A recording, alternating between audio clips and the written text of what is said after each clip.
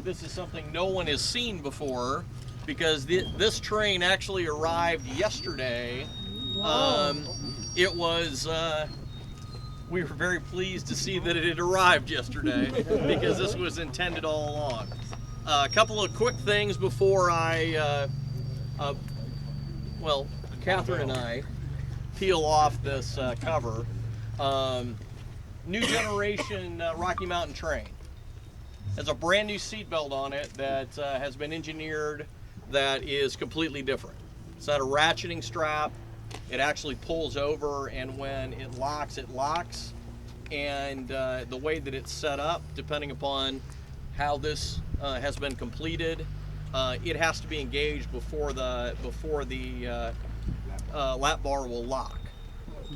So it's a double restraint. I've gotten a couple of questions about the shin guard there. I don't know if it's fully a new re-engineer, or if it's that second generation that everybody experienced before. So we'll have to try it together. But really excited about it. Couple of things you'll notice. It has urethane wheels.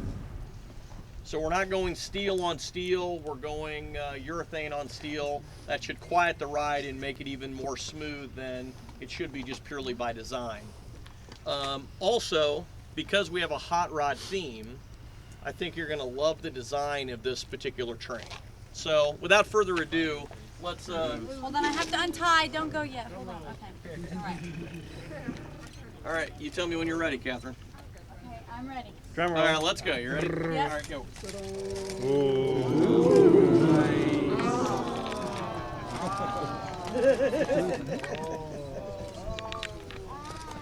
Pretty cool, huh?